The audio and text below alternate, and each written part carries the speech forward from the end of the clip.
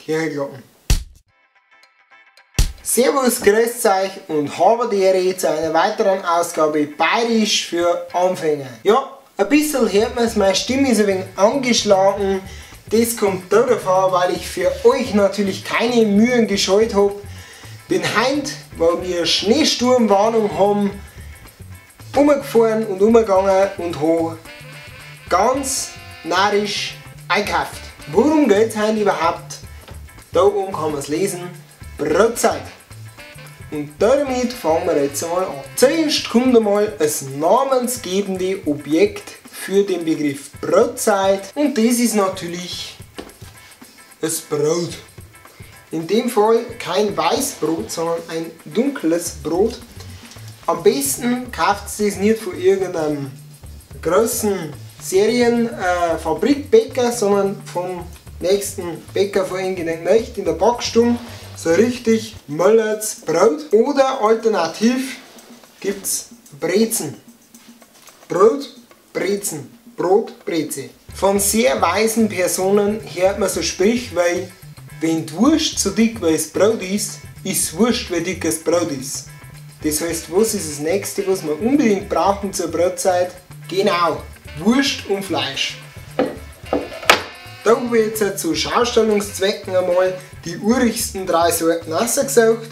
Das war einmal ein Greichertz, das heißt, das ist ein Räucherschinken, zu dem sagt man bei uns auch einmal ein Gesöchts, weil die Räucherkammer manchmal auch als Söch bezeichnet worden ist. Ein Gesöchts oder ein Greichertz. Und das ist wahnsinnig gut, glaubt mir das. Dann haben wir natürlich Leberkäse. Leberkäse ist Nahrungsmittel Nummer 1. Und dann haben wir unseren altbekannten Pressog, den wir ja schon in, Obermaß viel Teufel. Aber so kann man das alles ganz gut essen. Also Greichertz oder Gesöchts, Leberkäse, Pressog. Natürlich gibt es dann auch noch weitere Wurstvarianten. Das waren in unserem Fall Bixenwurst. Der ist natürlich jetzt gut zum Handeln, weil es einfach länger haltbar ist. Es gibt verschiedenste Sorten einfach in der Dose. Bixenwurst ist eine Dosenwurst eigentlich. Und das Ganze gibt es dann natürlich auch im Glas. Glasl, es gibt Wurstsorten im Glas. Es gibt Glaselfleisch. Das ist dann praktisch so ein Fleisch eingelegt mit so Gelatine im Glas. Kann man alles mal probieren. Wer jetzt nicht so der riesen Fleischfan ist, der kann auf Milchprodukte zurückgreifen. Da habe ich jetzt mal 2 an der Zahl. Das war einmal ein Käse mit Paprikapulver. Das kriegt man von uns oft auf die Festler. Da kriegst du dann ein paar so Scheiben Käse mit Paprikapulver drüber und ein Brezen dazu. Sehr beliebt bei uns auf die Festler als Brotzeit. Geschwingt zwischendurch. Oder natürlich ein Obersten auf einem Brot dran. Wer noch nicht weiß, wie ein Obersten gemacht wird, der kann gern bei meinem Video vorbeischauen. Bei mir haben wir mal einen Obersten mit Bayer selber gemacht. Das Video verlinke ich gleich in der Beschreibung unten als erstes. Wir wollen natürlich auch die Grünzeugfresser nicht benachteiligen. Deswegen habe ich da heute auch Radieserler besorgt. Radieserler sind bei uns auch gerne mal eine Brotzeit wert.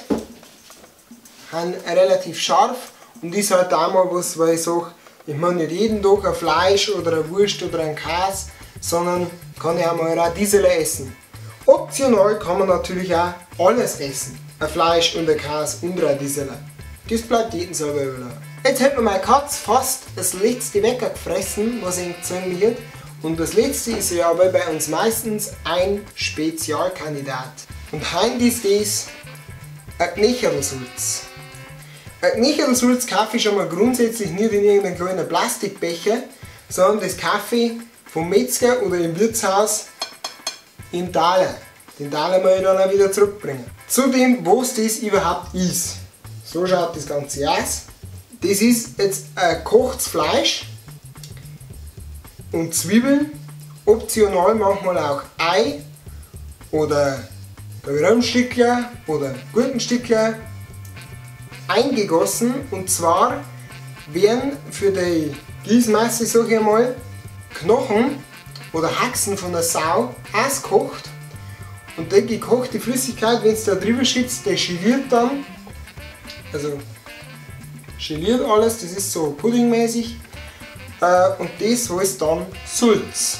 Das ist jetzt eine wirkliche Geschmackssache. Ich bin ein Sulz-Fan. Ich kenne aber auch einen Haufen Leute, die es wirklich nicht mögen.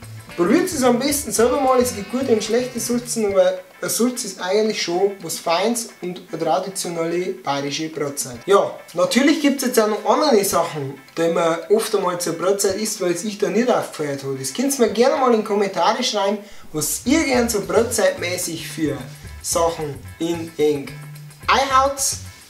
Ja, interessiert mich immer. Ich habe gerade mal nachgeschaut, wir haben kurz davor die 1700 Abonnenten zu knacken. Finde ich cool, geht rasend schnell in letzter Zeit. Jo, wir sehen uns beim nächsten Mal. Hoffe, ihr bleibt dabei. Denkt dabei dran, seid freundlich. Habe die Ehre.